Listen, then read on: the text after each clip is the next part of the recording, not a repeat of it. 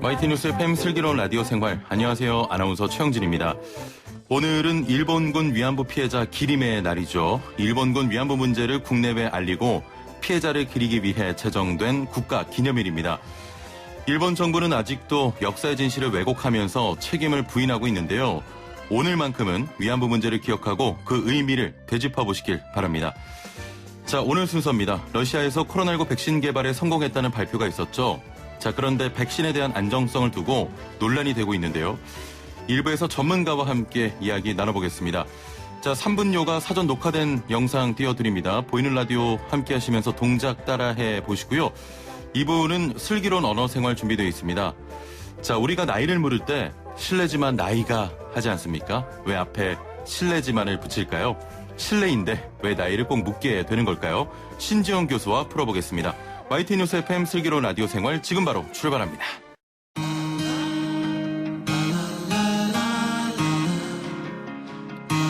생활이 묻고 정보가 답한다. YTN 뉴스 FM 슬기로운 라디오 생활. 네, 1부는 현장의 목소리로 생활 속 이야기 들어봅니다. 백신 개발, 코로나19 상황이 길어지면서 가장 관심이 높은 주제 중 하나입니다. 전 세계에서 백신 개발을 위해 애쓰고 있는 중에 최근 러시아에서 세계 최초로 백신 개발에 성공해 등록을 마쳤다는 발표가 있었죠. 자, 그런데 이 백신에 대한 안전성을 두고 논란이 되고 있습니다. 자세한 내용 살펴보겠습니다. 자, 한국의학연구소 신상엽 학술위원장 연결돼 있습니다. 안녕하세요. 네, 안녕하세요. 예. 자, 먼저 최근에 교회발 집단 감염과 롯데리아 직원 모임으로 인한 감염 등 집단 감염이 계속되면서 교회 소모임이나 이런 모임에 대해 금지해야 하는 게 아니냐 이런 의견도 있습니다. 자, 이태원 때도 연휴에 문제가 발생했고 지금 17일까지 휴일이 이어지면서 이에 대한 우려가 커지고 있는데요. 어떻게 보십니까? 최근 들어서 이제 에어컨이 작동되고 있는 그 차고 건조한 실내에서 마스크를 쓰지 않고 뭐 식사를 하거나 이제 소모임을 가지는 과정에서 사실 크고 작은 유행이 이제 나타나고 있습니다. 예. 근데 이제 코로나19는 사실 무증상계에도 감염력이 있기 때문에 환자 본인도 자기가 걸렸다는 걸 모르는 상황에서 이제 사람들과 접촉할 수 있기 때문에 이제 문제가 되는데요. 이제 내일부터 이제 3일간 이제 연휴 동안 휴가철이 되면서 이제 많은 사람들이 이제 모이는 과정에서 이제 또 여러 이제 위험성이 있을 수가 있습니다. 그래서 이제 코로나19 예방 수칙을 잘 지켜주시지 않는다면 또 코로나19가 지역사회에 다시 유행할 수 있기 때문에 사실 이번 휴일을 맞아서 각별한 좀 주의가 필요하다고 생각합니다. 예. 일단 특히 내일 광복절이 있어서 네. 집회가 예정이 돼 있는데 이런 집회 굉장히 위험한가요? 이제 그렇습니다. 이제 사람들과 이제 접촉 과정에서 1m 이상 붙는 과정에서 그 안에 이제 환자가 있다라고 했을 때 감염 위험이 있기 때문에 마스크 잘 착용하시고 손 씻기, 개인 위생 이런 것들이 굉장히 중요하다고 생각합니다. 예.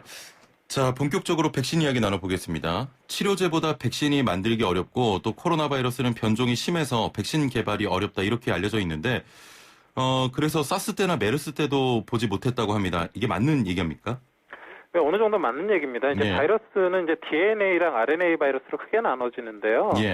비형 간염 같은 이제 DNA 바이러스는 변종도 잘 안 생기고 백신 효과도 상대적으로 좋은데 뭐 인플루엔자나 이번 코로나19 같은 바이러스들은 RNA 바이러스거든요.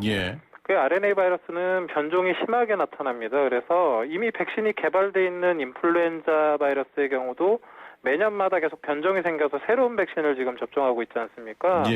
그래서 변종이 생긴다고 뭐 백신을 못 만드는 건 아니지만 이제 심한 변종이 생기면 기존의 백신이 무용지물이 되고 다시 만들어야 되는 경우도 생기기 때문에 개발 과정에서 그런 것까지 다 고려를 해서 만들어야 됩니다. 아, 그렇군요. 흔히 바이러스는 좀 더위와 습도에 약하다 이렇게 알고 있는데 코로나19 바이러스는 그렇진 않은가요? 코로나19 바이러스도 고온다습한 환경에서 생존율이 떨어집니다. 그건 맞는데요. 그래서 사실 장마철 이런 상황에서는 야외에서 이런 병에 걸리거나 그럴 가능성은 이제 떨어지지만 아까도 말씀드렸지만 실내에서 에어컨 틀고 이제 그런 환경에서는 언제든지 이제 뭐 비말이나 접촉 감염으로 일어날 수 있기 때문에 실제적으로 그런 환경 요인이 큰 영향을 주지 못하는 그런 상황이 된 거죠, 지금. 예, 그렇군요. 자, 얼마 전에 러시아에서 세계 최초로 코로나19 백신을 개발해 등록까지 했다고 발표를 했습니다. 러시아 백신을 두고 미국과 동일 등에서는 안전성 문제로 논란이 되고 있는데 어떤 부분이 문제입니까? 지금 이제 백신은 사실 환자가 아니라 건강한 사람들이 맞는 거지 않습니까? 예. 그래서 이제 어떤 백신을 맞았는데 건강한 사람들이 맞고 사망하게 되거나 아니면 회복불능의 합병증이 남게 된다면 그 백신 사실 절대로 사용할 수가 없겠죠. 예. 그래서 백신은 이제 가장 중요한 게 안전성과 유효성입니다. 이 둘 다를 만족해야만 건강한 사람들에게 접종을 할 수가 있는데 지금 러시아에서 개발했다고 만들었다고 한 백신은 현재 이런 안전성과 유효성을 확인하는 단계를 거치지 못했다고 판단되기 때문에 예. 각국에서 이제 얘기를 하고 있는 거죠. 문제가 있다고. 예.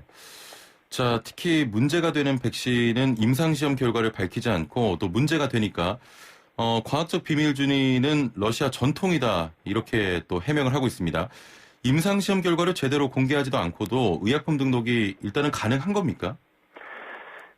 사실 이 러시아 백신 같은 경우는 제가 이제 얼마 전까지 일상 시험한다고 이제 얘기를 들었었거든요. 예. 근데 이제 결국 이제 이런 백신 연구는 이제 실험실과 동물 실험 같은 전임상 연구를 거친 다음에 실제 사람을 대상으로 1상, 2상, 3상 이런 시험을 하게 됩니다. 예. 주로 1상, 2상 시험은 이제 수십 명에서 수백 명 사람 대상으로 이 백신이 인체 내에서 정말 방어 항체를 잘 만들어내는지 용량은 어느 정도 해야 되는지를 갖다 이제 먼저 판정을 하게 되고요. 예. 이제 가장 중요한 건 이제 3상 시험입니다. 거의 보통 한 수만 명 정도의 사람을 대상으로 이 백신을 맞았을 때 진짜 중증 이상 반응은 안 나타나는지 예. 정말로 안전한지를 갖다 이제 평가를 한 다음에 그 이후에 이제 승인을 받게 되는데 지금 러시아 백신 같은 경우는 한 수십 명 대상으로 1상, 2상을 했다고 주장을 하고 있습니다. 근데 예. 그 결과조차 지금 아직 밝혀지지가 않은 상황이고 3상 시험은 아예 들어가지도 못했거든요. 그러니까 백신의 안전성이 확보가 되지도 않았고 1, 2차 시험조차 그 결과가 나타나지 않은 상황에서 백신을 만들었다 그러니까 사실은 이게 해외에서 승인이 될 수 있는 상황은 절대 아닐 것 같고요. 예. 자국 내에서 이제 이 백신을 우리가 쓰겠다라고 승인을 하고 이제 전 국민들에게 접종을 하면서 이미 얘기를 듣기로는 3상 시험을 접종하면서 한다고 하고 있거든요. 예. 그러니까 사실 지금 이 러시아 당국이 얘기한 백신은 완성된 백신이 아니라 이제 개발 단계 백신임을 사실 이제 겉으로 얘기를 하고 있는 상황이고요. 예. 결국 전 국민 대상으로 3상 시험이 진행될 걸로 보입니다. 그럼 만약에 접종을 하게 되면 위험한 겁니까? 안전성이 검증이 안 됐으니까요. 예. 3상 시험 그러니까 이제 국민들에게 접종하는 과정에서 이제 어떤 중증 부작용이나 이런 것들이 나타날 수가 있는 거죠. 아, 그렇군요. 예. 자, 지금 WHO에 따르면 현재 전 세계에서 개발 중인 코로나19 백신이 160여 종으로 알려져 있습니다. 그중에 임상시험 3상 단계에 돌입한 곳이 6곳 정도라고 하는데 160여 종 중에서 6곳 정도면 이 3상 단계까지 돌입하는 것도 쉬운 일은 아니군요. 예, 그렇습니다. 이제 백신 개발이 이렇게 쉽지 않고요. 예. 이제 그 백신 개발을 위한 이제 플랫폼에 한 4가지 정도가 있습니다. 예. 근데 이제 가장 유명한 게 유전자 백신이라고 그래서 이제 미국의 모더나의 RNA, 그때 화이자의 RNA 백신이 지금 가장 앞서가고 3상 시험에 이제 들어가 있고요. 예. 지금 이제 러시아에서 만들었다는 백신은 이제 전달체 백신이라고 바이러스에다가 이제 원하는 이제 백신을 만들고자 하는 유전자를 태워가지고 우리 몸에 이제 보내는 건데 예. 실제적으로 이제 영국 옥스퍼드 제너 연구소에 이제 그 백신이 가장 앞서가고 있다고 알려져 있는데 그 이 백신이 이 전달체 백신입니다. 예. 러시아에서 만들었다고 하는 이 백신도 이 전달체 백신이고 그래서 이제 영국 옥스퍼드 연구소 백신은 이제 3상 시험에 들어갔고 러시아는 지금 1, 2상 정도를 자체적으로 맞췄다고 주장을 하면서 만들었다고 이제 얘기를 하고 있는 거고 예. 그 외에 이제 제조합 단백질 백신이나 바이러스 사백신 이런 것들 이제 특히 사백신은 이제 중국에서 이제 만들고 있는 과정인데 지금 이제 알려져 있기는 한 170여 개 백신 중에서 8개 정도가 임상 3상에 들어갔는데 예. 이 중에서 얼마나 성공할 수 있을지는 사실 이제 잘 모르는 상황이고 다만 각 나라에서는 이 성공을 전제로 해서 이미 이제 그런 물량들을 확보하고 있는 그런 상황에 또 있는 상황인 것 같습니다. 예. 자, 일단은 백신은 치료제가 아니라 약이지 않습니까? 네. 치료제보다는 부작용이 덜할 것도 같은데 이게 어떤 부작용이 있습니까? 뭐 이제 백신 접종 후에는 이제 기본적으로 백신 접종 부에 나타나는 뭐 통증이나 발적 이런 국소부작용이 있을 수 있고요. 예. 아나필락시스와 같이 이제 전신적으로 알레르기 반응이 나타나는 경우도 있습니다. 예. 근데 이제 여기서 이제 좀 더 좀 고민을 해봐야 되는 게 우리 몸 안에 항체가 생기면 우리 몸에 이게 방어가 되는 거니까 우리는 좋을 거라고만 생각을 하지만 예. 실제로 우리 몸에서 어떤 그 바이러스에 대한 항체가 생겼을 때 방어 효과가 아니라 좀 해를 주는 경우도 있습니다. 예. 그러니까 항체가 무조건 이로운 게 아니라는 건데요. 예를 들면 댕기열 같은 경우는 이제 백신이 개발됐습니다. 근데 백신을 맞은 사람들 일부에서는 댕기열에 걸렸을 때 방어 효과가 나타나는 게 아니라 더 심한 증상이 나타나거나 위중한 결과가 나타나는 경우도 생기는 경우가 있어요. 그래서 이런 여러 가지 문제가 발생할 수 있기 때문에 충분한 삼상시험과 또 접종 이후에 그 시판 후 조사까지 해서 사후 부작용 모니터링을 해야 되는 그런 것들이 필요합니다. 그래서 다양한 형태의 부작용들을 다 같이 관리를 해야 됩니다. 백신은. 예, 그렇군요. 자, 지금 논란이 계속되면서 러시아에서 이 백신이 메르스 백신을 살짝 바꿔서 코로나19 백신으로 만들었다고 밝혔습니다. 자, 이런 이야기를 하는 이유는 그 백신의 효능이 있다는 주장에 좀 힘을 실어주기 위해서다, 이런 의미입니까? 자, 아까 이제 뭐 백신 플랫폼이 사실 4가지거든요. 이제 러시아에 만든 백신은 전달체 백신 형태로 이제 만든 건데요. 이제 이게 뭐냐면요. 이제 벡터라고 부르는 이미 이제 개발되어 있는 바이러스 같은 전달체에다가 그 사스 백신 유전자를 넣으면 사스 백신이 되고요. 메르스 백신 유전자를 넣으면 메르스 백신이 되고, 지금 코로나19에 스파이크 단백질 유전자를 넣으면 코로나19 백신이 되는 거예요. 이거는 원래 그런 겁니다. 이제 이미 알려져 있는 그런 기술이고요. 그래서 말씀드렸지만 영국 옥스퍼드 제너 연구소 백신도 이 전달체 백신이고, 그러니까 백신의 플랫폼은 백신의 안전성과 유효성하고는 아무 상관이 없는 얘기거든요. 아, 그렇군요. 네, 그래서 이미 만들어진 벡터라는 전달체에다가 원하는 바이러스 유전자를 끼우면 언제든지 그 백신을 만들 수 있는 거고, 그러니까 좀 빨리 만들 수 있기 때문에 그런 것들을 우리가 이제 그 시도를 했다. 옛날 메르스 그 벡터에다 껴서 시도를 했다, 이 얘기를 하는 거고, 이게 뭐 어떤 효능과의 연관성은 아무것도 없는 거라고 볼 수 있습니다. 예, 그렇군요. 자, 그런데 푸틴 대통령은 휴가에 대해서 지속적인 면역 형성이 증명됐다고 이야기를 하고 있습니다. 지속적인 면역 형성, 이 부분은 어떻게 좀 판단하십니까? 과거나 사스, 메르스에 걸렸던 사람들도 사실 항체가 그렇게 긴 시간 유지되지 못했거든요. 지금 코로나19에 걸렸던 환자들, 실제 걸린 환자들, 백신이 아니라 걸렸던 환자들도 한 3개월에서 6개월 이상 유지가 된다고 보지를 않아요. 그게 오랜 기간 유지가 되지 않습니다. 그래서 코로나19 백신도 아마 이제 한 2번 정도는 맞아야 어느 정도 항체 유지가 될 걸로 생각이 되고, 그 유지 기간도 이렇게 길 걸로 생각되지 않거든요. 그러니까 이제 장기적인 지속적인 면역 형성이 증명될 수 있는 그런 상황도 아니고요. 지금 백신 지금 개발 단계에서 그 이제 나중에 이제 백신 개발 이후에 접종을 진짜 삼상 시험도 하고 시판 후 조사까지 해가면서 파악을 해야 되는 상황인데, 러시아 당국이 지금 왜 어떤 근거로 얘기를 하고 있는지 사실 근거를 제시하고 있지 못하는 상황입니다. 자, 지금 애플리케이션으로 YTN 청취율 1위님께서는 러시아 백신 또 미국도 신뢰하기가 힘들다. 우리나라가 혈장 백신을 발견해서 세계를 좀 진출해 지배해 버리자, 이런 의견 주셨는데, 우리나라가 그 백신을 개발할 어떤 가능성이나 좀 시기는 좀 멀어 보입니까? 우리나라에서 지금 이미 이제 유전자 백신 중에서 DNA 백신 2가지가 하나는 임상시험에 들어갔고 하나는 지금 전임상 단계에 있고요. 또 제조업 단백질 백신 하나가 또 이제 전임상 단계에서 있어서 한 3가지 종류의 백신이 우리나라 자체적으로 개발 중에 있습니다. 뭐 아주 뭐 빨리 이제 뭐 진행되고 있는 건 아니긴 하지만, 뭐 그게 이제 속도가 중요한 게 아니라 결국 완성품이 나오는 게 중요하기 때문에 우리나라 백신들도 충분히 가능성이 있습니다. 이제 앞으로 이제 좀 잘 지켜봐야 될 것 같습니다. 자, 러시아가 백신 개발에 대한 발표를 하면서 거의 20여 개국으로부터 10억 회 분량의 사전 주문도 받았다고 소개를 했습니다. 자, 데이터가 공개된 것도 없고요. 국제 인증을 받은 것도 아닌데 이게 판매가 되는 겁니까? 아직 뭐 사실 뭐 검증도 안 되고 생산도 하는 백신을 판매할 수는 없겠죠. 근데 이제 뭐 미국이나 유럽 경우도 마찬가지입니다. 이제 삼상 시험도 아직 다 마치지 않았음에도 불구하고 성공을 전제로 미리 우리가 사겠다라고 이제 확보를 하고 있는 거는 있습니다.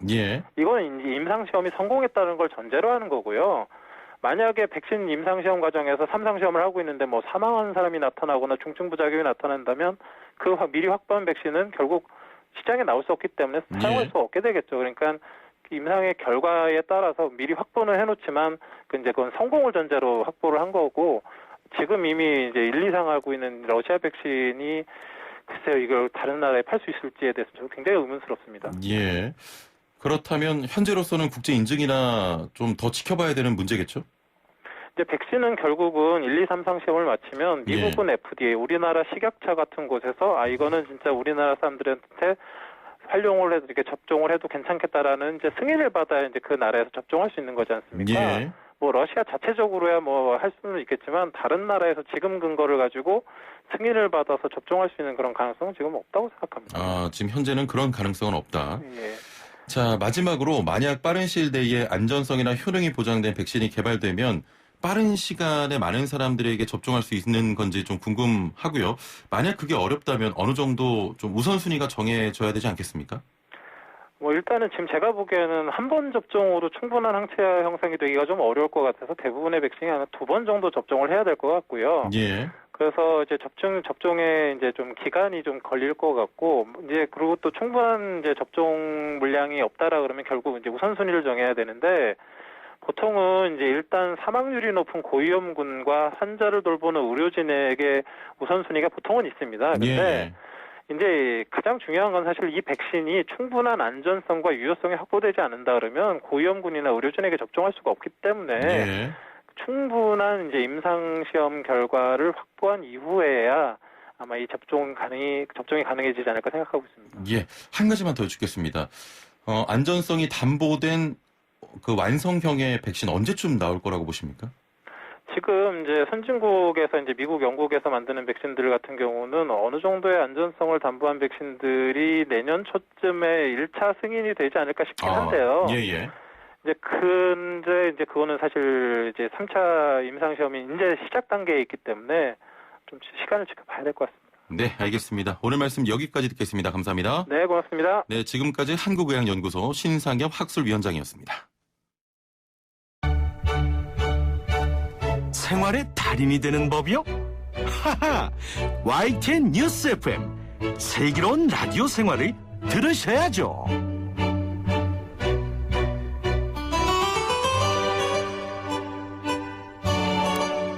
네, 매일 3분씩 건강한 자세의 달인이 되는 시간이죠. 리 씨와 함께합니다. 안녕하세요. 나마스테. 나마스테. 자, 오늘 어떤 자세입니까? 형진 씨, 예? 요즘 허리 괜찮으신가요? 안 좋아요. 네. 비가 와서 더 그래요. 그래서 준비했습니다. 오늘 아주 튼튼한 건강한 허리를 만들어주는 브릿지 자세 준비했는데요. 브릿지 자세 저도 예전에 한창 운동할 때 좀 많이 했던 동작인데요. 허리 운동에 정말 효과가 있더라고요. 맞습니다. 이 브릿지 자세는 누워서라면 누구나 따라하실 수 있는 자세라서 일상생활 속에서 이 건강한 허리를 만드는데 정말 좋은 스트레칭이고요. 또 이 단순한 허리를 단순히 허리만 튼튼하게 만드는 게 아니고요. 브릿지 자세는 복부, 엉덩이에 힘까지 들어가기 때문에 코어 강화, 또 엉덩이 근육을 단련시키는 데도 좋습니다. 그래서 허리에서부터 코어, 엉덩이까지 우리 몸의 중심부가 전반적으로 튼튼해지는 데 효과적인 그런 자세인데요. 바로 배워보도록 할까요? 네, 먼저 누워서 무릎을 세워보도록 할게요. 자, 두 손은 옆구리에 착 붙여서요. 두 손바닥이 바닥을 향하도록 골반 옆에 바닥을 향하도록 그대로 내려놔 볼게요. 자, 두 발가락 11자 모양 나란히 만들어주고요. 두 무릎 너비, 골반 너비만큼 벌려줍니다. 자, 양손 골반 옆에 두시고요. 손바닥 바닥 향한 상태로 숨 들이마시고 내쉬면서 손바닥으로 바닥 밀어내면서 골반 천천히 하늘 향해서 천천히 들어 올려 볼게요. 점점 엉덩이, 등이 하늘 향해서 들어 올려집니다. 네, 어깨와 위쪽 등으로 최대한 바닥 꾹 밀어서 올려내시고요. 골반 무너지지 않게 계속해서 하늘 향해 끌어올리는 힘 유지해볼게요. 자, 그 상태에서 호흡 10초 이어가 보시는데요. 자, 이때 허벅지 안쪽 힘 들어가시죠. 엉덩이에도 힘 들어가고요. 복부까지 힘 들어갑니다. 계속 느껴질 겁니다. 발바닥으로는 계속 바닥 밀어내는 힘. 발바닥 모양 11자 벌어지지 않게 무릎도 11자. 만들어주는 힘 유지하세요. 많아요. 네, 그 상태에서 10초 호흡 유지해주시고요. 그리고 다시 천천히 골반 바닥에 내려오면서 제자리로 돌아옵니다. 아니, 동작은 좀 쉽게 따라할 수가 있는데 네. 생각보다 어렵습니다. 왜냐하면 10초 버티는 게 힘드네요. 네, 굉장히 힘이 많이 들어가죠. 예. 제가 초반에도 말씀드렸잖아요. 이 브릿지 자세가 동작은 굉장히 간편한데 허리에도 힘이 들어가고요. 엉덩이 그리고 골반에도 정말 고루고루 힘이 들어갑니다. 그러니까요. 그래서 코어 강화 근육은 물론 허리도 튼튼하게 만들어주고요. 예. 또 엉덩이 힙업 되는데도 정말 효과적인 자세이기 때문에 좀 요즘 좀 중심부를 강하게 만들고 싶다. 근데 여기 코어 강화를 하고 싶다 하시는 분들은 브릿지 자세 추천해드리겠습니다. 알겠습니다. 자, 3분 투자하셔서 건강 챙기시고요. 리 씨와 함께했습니다. 감사합니다. 나마스테. 나마스테. 네, 3분 투자하셔서 건강 잘 챙기시고요. 1081번님께서 홈피에 방송 정보가 없다고 요청을 하셨는데 홈페이지에 있습니다. 애플리케이션에는 없는데 혹시 애플리케이션 참고하신 건 아닌지 저희가 시간대별 그리고 코너 홈페이지 PC로 들어가시면 확인이 가능하십니다. 자, 2부는 슬기로운 언어생활 준비되어 있습니다. 신지영 교수 만나러 가보시죠.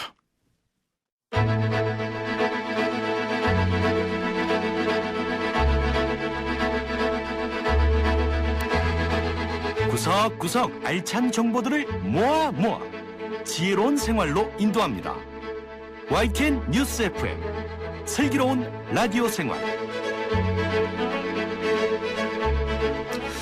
네, 2부 진행하기 전에 기상청에서 조금 전인 10시 31분 호우에 따른 안전 안내 의무사항 저희가 전해드립니다. 8월 14일 오전 10시 강원도 철원, 경기도 연천 지역에 호우주의보가 발효됐습니다. 최근 계속되는 호우로 지반이 약해지고 피해 발생 가능성이 높아져 안내드리니 다음 사항을 유의해 주시길 바랍니다. TV, 라디오, 스마트폰 등을 통해 내가 있는 지역의 기상 상황을 계속해서 알아보고 주변에 있는 사람들에게 알려줍니다. 차량은 속도를 줄여 운행하고 물에 잠긴 도로, 지하차도, 교량 등으로 통행하지 않도록 주변에 있는 사람에게 알려줍니다. 개울가, 하천변, 계곡, 해안가 등 급류에 휩쓸리거나 침수 위험이 있는 지역에는 접근하지 말고 주변에 있는 사람에게 알려줍니다. 침수 지역이나 산간, 계곡 등 위험 지역에 있거나 대피 권고를 받았을 경우에는 주변에 있는 사람과 함께 즉시 안전한 곳으로 대피합니다. 공사장, 전신주, 지하공간, 축대, 옹벽, 담장 등 위험 지역에는 접근하지 않도록 합니다. 농촌 지역에서는 농작물 및 시설물 피해가 발생하지 않도록 배수로 정비, 비닐하우스 결박, 과수 지주시설 고정 등 집중호우 시작 전에 미리 대비하고 농사와 관련된 작업 등 야외 활동을 하지 않습니다. 절개지 주변 공장, 펜션, 가건물, 조립식 주택을 사용하고 있거나 노후 저수지 하류에서 생활하고 있는 주민은 안전한 장소로 대피합니다. 이상 행정안전부에서 전해드렸습니다. 자, 2부 순서 들어가겠습니다. 실례지만 나이가 어떻게 되세요? 학교나 직장에서 또는 사회 곳곳에서 누군가와 처음 인사 나눌 때 많이 하게 되는 질문인데요. 처음 만난 사이에 많은 질문을 주고받게 되는데 그중에서도 특히 나이를 물을 땐 실례지만 이라는 말을 붙이게 됩니다. 이유가 뭘까요? 자, 우리는 왜 실례인 줄 알면서 나이를 묻는 걸까요? 오늘 어린이들의 슬기로운 언어 생활에서 함께 생각해보는 시간 가져보겠습니다. 자, 그럼 함께 이야기 나눌 분 모셔보죠. 고려대 국어국문학과 신지영 교수와 함께합니다. 안녕하세요. 안녕하세요. 예, 한 달이 됐나요? 아직 한 달은 되지 않았는데요. 예. 네. 그렇군요. 형진 씨 보고 싶어서 네. 자주 오겠습니다. 예, 아유, 감사합니다. 인사를 좀 이렇게 드려볼게요. 교수님 제가 좀 오랫동안 함께 하면서 이렇게 옆에서 뵈면은 너무 동안이셔서 제가 오빠인지 동생인지 좀 헷갈려요. 실례지만 나이가. 배고프신가요? 제 계란 이야기를 꺼냈네요. 네. 자, 오늘의 주제를 듣고 제가 좀 생각을 해봤는데 어릴 때부터 자연스럽게 누군가 만나면 좀 나이를 묻고 했던 것 같아요. 네. 아주 어릴 때는 너 몇 살이야? 이렇게 물어봤는데 그런데 어느 순간부터 좀 나이가 들고 사회생활 하면서 실례지만 나이가 어떻게 되세요라고 질문이 바뀌었습니다. 네. 이유가 뭔지 궁금해요.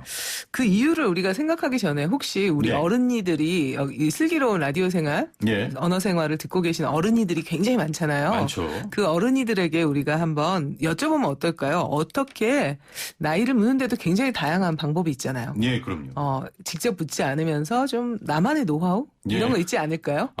네, 왜 이렇게 어떻게 나이를 이제 묻고 싶은데 실례지만 나이가 너무 직설적이니까 여러 가지 노하우들이 있을 것 같아요. 혹시 형진 씨는 없나요? 그런 노하우? 저는 보통은 뭐 실례지만으로 시작하게 되는데 약간 그 남자끼리 좀 이렇게 경쟁할 때가 있어요. 내가 형 같기도 하고 이럴 때가 있거든요. 그럴 때는 2002년 월드컵 때를 은근히 끌어옵니다. 혹시 그때 몇 살이셨어요? 이렇게 물어봐요. 지금은 아니니까. 네. 저는 그때 고등학교 1학년이었는데 그때 혹시 뭐 하셨어요? 고등학생이셨어요? 뭐 이런 식으로. 그러면 저는 그때 군대 있었습니다. 그러면 이제 깨갱 되는 거죠. 네. 굉장히 좋은 아이디어인데. 네, 이건 저만의 노하우예요. 네. 예. 우리 어른이들 슬기로운 언어생활 듣는 어른이들 어떤 노하우 있는지 굉장히 궁금해지네요. 지금 그 말씀은 애청자분들의 노하우를 듣고 싶다 이건데. 자, 그러면 나이를 물을 때 상대에게 신뢰되지 않게 물어볼 수 있는 방법, 여러분의 노하우, 단문 50원, 장문 100원의 정보 이용료가 있는 샵 0945번으로 문자 보내주시면 되고요. 또 애플리케이션 댓글창도 열려 있습니다. 자, 오늘 슬기로운 대인관계 어떤 방법이 있는지 한번 또 이야기 나눠보겠습니다. 네. 예. 네. 근데 형진 씨가 아까 이제 실례지만 나이가 어떻게 되세요? 이렇게 뭐 사람 만났을 때 물어본다고 하셨는데. 예. 아무한테나 다짜고짜 물어보나요? 아니면 나이를 묻는 사람이 있고 안 묻는 사람이 있나요? 있죠. 물론. 있죠. 그런가요? 네. 제가 감히 교수님께 몇 살이세요? 이렇게 물어보고. 아까 물어보셨잖아요. 그거는 오늘의 큰 주제를 좀 간단하게 설명해드리기 위해서 이거로 시작을 한 거고. 네. 그냥 보통은 또래? 네. 뭐 저랑 비슷해 보이는 분. 네. 예. 네, 그렇죠. 보통 우리가 그 놀이터 가도 초등학교 막 1학년인 아이하고 유치원하고 좀 비슷하게 생겼을 때 우리가 이제 아이들이 서로 묻는데 예를 들어서 초등학교 1학년하고 6학년이 있다. 그럼 나이를 물을까요? 안 물을 것 같은데요? 그러니까 어떤 사람하고는 나이를 묻고 어떤 사람하고는 나이를 안 묻네요. 예를 들어서 20대 학생이 있는데 뭐 학생과 교수인지는 모르는 상태에서 20대 어떤 사람이 있었고 50대 어떤 사람이 있는데 20대가 50대한테 나이가 어떻게 되세요? 이렇게 다짜고짜 묻나요? 안 물어요. 그렇죠. 그러니까 우리가 뭔가 나이를 묻는 사람이 있고 안 묻는 사람이 있는 것 같다. 그런 생각이 들죠? 그러면은 나이를 물어보는 게 좀 예의와 관련이 있는 것 같아요. 그렇죠. 뭔가 절박한 이유가 있으니까 물어보겠죠? 네. 절박한 이유? 네, 굉장히 절박한 이유가 있습니다, 사실. 그렇네요. 네, 그 유치원 아이들이 이제 같이 모였어요. 근데 처음 만난 사람이에요. 7살 아이가 있고 6살 아이가 있고. 아이들끼리 모였어요. 아이들이 처음 하는 게 뭔지 아세요? 아이들이 처음 하는 거요? 인사하죠? 네. 인사하죠, 예. 네네네. 뭐 요구르트 먹었어? 이런 거. 이렇게 하고, 근데 더 먼저 하는 게 있어요. 나이를 물어봐요. 몇 살이야? 아이들끼리요? 네. 예. 잊어버리셨죠? 예. 네. 몇 살이야? 이렇게요. 예. 나는 몇 살이야? 이렇게 말을 한다거나. 그렇네요. 그럼 너는 몇 살이니? 이렇게 물어보죠. 예. 이게 사실은 굉장히 절박한 이유 때문이에요. 말을 하고 싶은 거예요. 상대와 말을 하려면 불러야 되잖아요. 그런데 예를 들어서 나보다 한 살이라도 많은한테 너 그러면 안 되잖아요. 그렇죠. 어른들이 가르쳐줬죠. 너 그러면 안 된다고. 그럼요. 그렇죠. 그러니까 내가 너라고 부를 사람인지 아니면 너라고 부르면 안 되는지 이걸 알고 싶은 거예요. 말을 하려면 불러야 되니까. 말을 하고 싶어서. 그렇죠. 그러니까 굉장히 이거 절박한 심정이다. 그러니까 아까 얘기로 돌아가면 20대하고 50대가 만났는데 나이를 물을 필요가 없잖아요. 왜?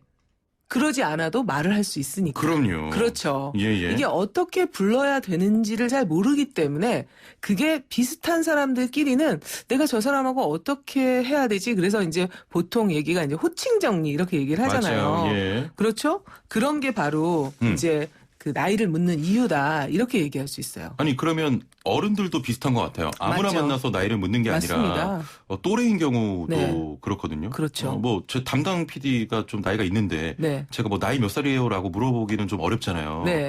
그래서 옛날에는 어렸을 때는 비슷한 또래 만나면 몇 살이야라고 했는데 사회에 나와서 그렇죠. 또 생각해봐도 사회생활하면서 또래도 사실 잘 묻지 않는 것 같기도 하고. 그렇죠. 왜 그럴까요? 아니 학교 다닐 때는 그런 것 같은데 사회에 나오니까 아이들은 왜 아이들은 절박하게 묻잖아요. 그런데 왜 대학교 때도 좀 절박하게 묻지 않아요? 뭔가 묻죠. 묻죠. 그런데 왜 사회에 나오니까 안 물어보죠? 뭐 직함이 있어서 그런가? 그렇죠. 사실은. 그러니까 나이를 안 묻고 다른 걸 묻죠. 대리님 뭐 이렇게 부르면 되니까. 근데 대리님인지 모르면 그러니까 사회생활을 하면 또 다른 걸 묻기 시작하죠.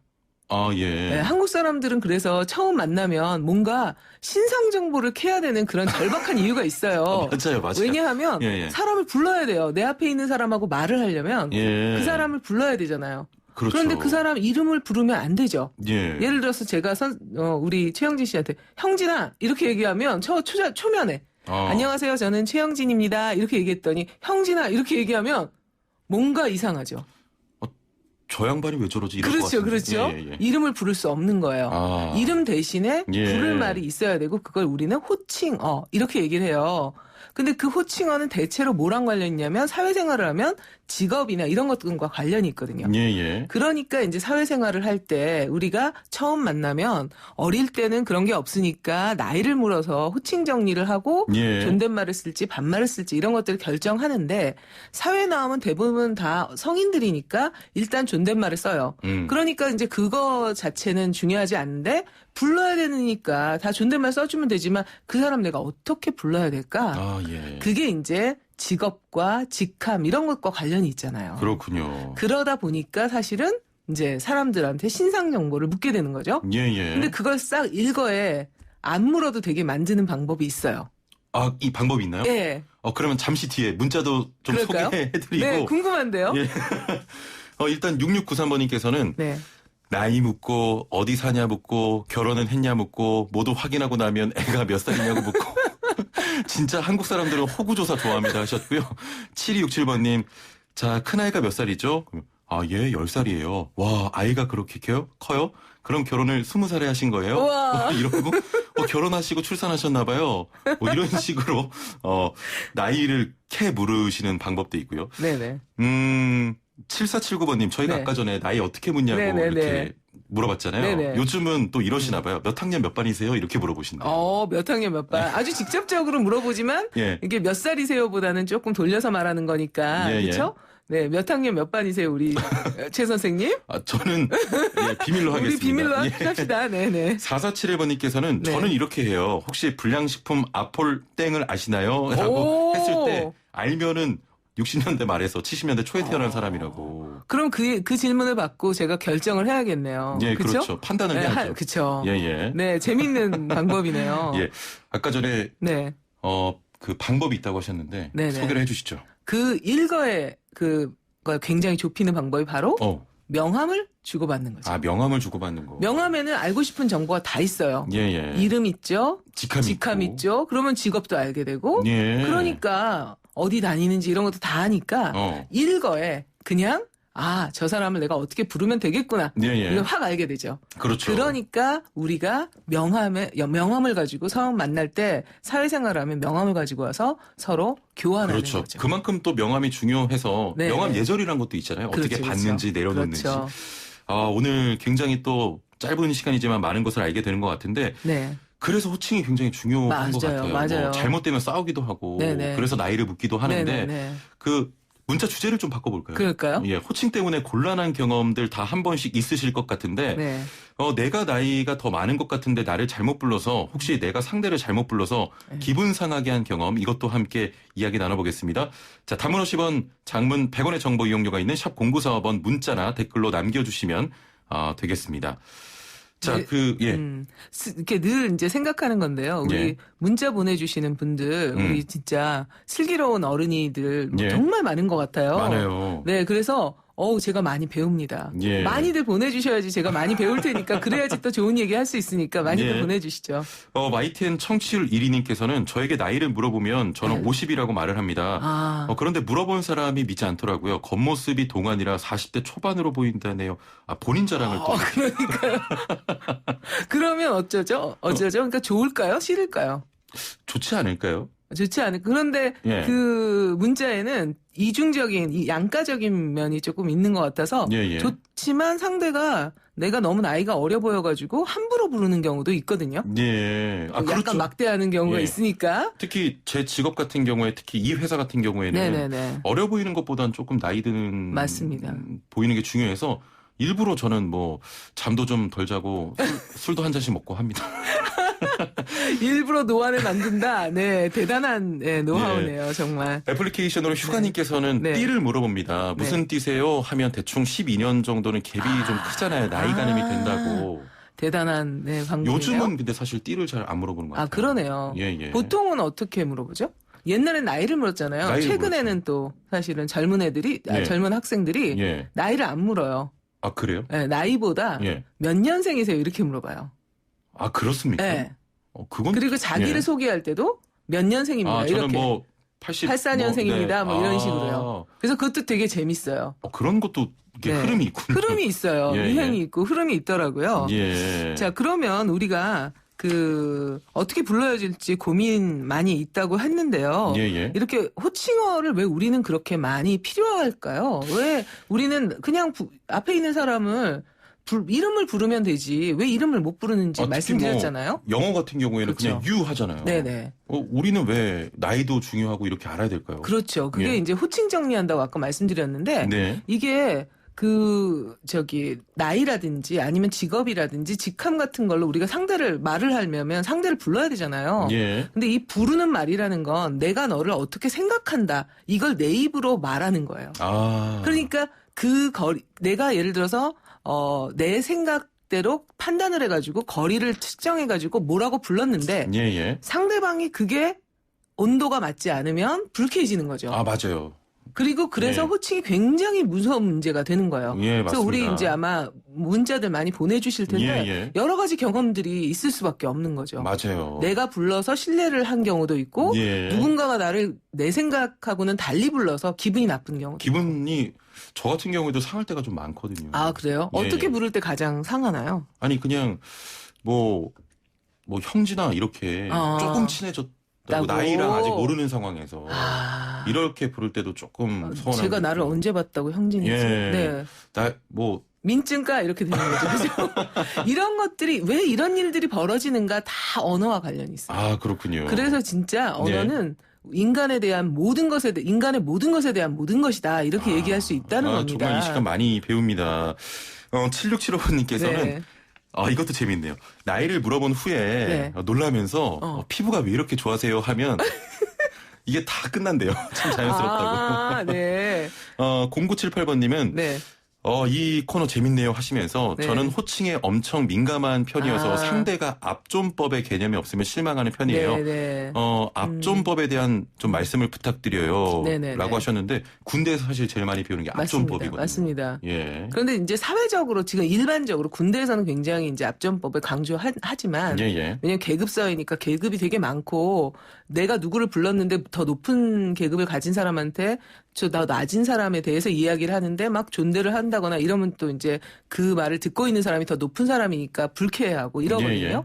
근데 이제 사회에서는 이 압존법이 그렇게 현재로서는 별로 많이 남아있진 않아요. 아, 그렇군요. 그래서 이제 학생들이 저한테 와서 이야기를 하다가, 몇 학번 선배님께서 무엇라고 말씀하셨어요. 이렇게 얘기하거든요. 저한테. 그러면 좀 압존법에서는 어긋나지만. 어긋나죠. 예, 그렇지만 그런 거에 대해서는 많이 민감해지지 않는 방향으로 가고 있어요. 아, 그걸로 크게 불쾌해 하면 안 되는군요. 약간 그랬으면 좋겠어요. 네. 그래서 오히려 압존법보다는 다른 것들에 대해서 좀 더 집중했으면 좋겠다라는 생각이 드는데요. 호칭이 왜 중요한가 이 얘기를 이제 마지막으로 그냥 해야 될 것 같아요. 시간이 별로 없는 것 같아서요. 네. 사실은 우리 한국어는요 굉장히 특이한 언어 중에 하나예요. 언어 유형론적으로 연구를 해보니까 207개의 언어를 대상으로 연구를 해봤어요. 전 세계에. 그랬더니 207개 중에서 앞에 있는 사람을 부를 때 너라고 못 부르는 언어가 7개밖에 없어요. 그러니까 너라고 부를 수 있는 관계가 굉장히 제한되고 공손한 장면에서 그러니까 내가 저분한테 공손성을 발휘해야 되겠다. 이렇게 생각이 되면 앞에 있는 사람을 2인칭 대명사를 사용해서 부르면 안 돼요. 그런 언어가 전 세계에 7개가 있어요. 그게 한국어, 일본어, 베트남어, 인도네시아어, 크메르어 뭐 이런 것들이거든요. 그런 것들인데 버마어 같은 경우도 그렇고요. 이런 언어들인데 이 언어들에서는 그러니까 너라고 할 수 없으니까 그거를 부를 수 있는 말, 호칭어가 발달할 수밖에 없는 거죠. 아, 그렇군요. 너라고 부를 수 없으니까. 네. 예. 그런데 그 207개 언어 중에서 7개를 뺀 200개 언어는 앞에 있는 사람을 너라고 부를 수 있어요. You. 예, 그럴 수 있는 거예요. 그것도 이제 여러 가지 종류가 있지만 어쨌든 그 상대들 부를 수 있는 대명사들이 존재를 해요. 그러니까 호칭어가 없이도 이름만 부르면 되니까 또 you라고 해도 되고 이러니까 괜찮은데 한국어나 일본어나 이런 경우는 안 된다는 거예요. 그래서 관계를 이야기해 줄 수 있는 호칭어가 발달하게 되는 거죠. 아, 그렇군요. 아니, 근데 외국에도 그렇죠. 호칭이 있지 않습니까? 있죠. 뭐, 미세스, 미스터, 미스. 네. 이게 뭐, 호칭이 결정되는 문화적인 또 차이가 있는 것 같아요. 네. 외국과 우리나라에. 맞습니다. 그래서 이제 이것도 언어랑 관련이 있는데요. 그, 이제 호칭을 부르는 경우는 거리가 있는 거고, 영어로도 이제 사람들하고 얘기를 하다가, 그 타이틀을 부른다. 그게 호칭이거든요. 그런 경우는 굉장히 거리감이 있는 사람이고, 좀 서로 양해가 되면 그 다음에 이름을 부르죠. 그 다음에 you라고 하면 되니까 그래서 이제 호칭어가 그렇게 발달될 필요도 없고 오히려 호칭을 계속 불러주면 거리가 있는 사람 뭔가 다른 거 이렇게 생각을 하게 되는 거예요. 그러다 보니까 이제 아까도 얘기했지만 207개 언어 중에서 7개만 한국어 같으니까 나머지 200개 언어에서 온 사람들 그러니까 대부분의 언어권에서는 우리 한국어를 배우는 경우에 낯선 거죠. 어렵죠. 어려운 정도가 아니라 너무 이상한 거예요. 그렇죠. 사람들이 만나면 자꾸 나이를 묻죠. 뭐 하냐고 묻죠. 자꾸 신상을 털잖아요. 연봉 좀 그만 물어봤으면 좋겠어요. 연봉. 아, 그거는 언어랑 상관없습니다. 사실. 죄송합니다.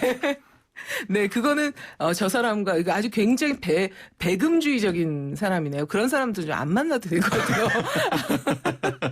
네, 연봉을 묻나요? 연봉도 자주 물어요. 대단하네요. 특히 뭐 이 직업에 대한 그 연봉을 궁금해하시는 분들이 굉장히 많습니다. 네. 그러니까 사실은 외국 사람들이 불쾌할 게 아니라 한국 문화에 저런 게 있구나.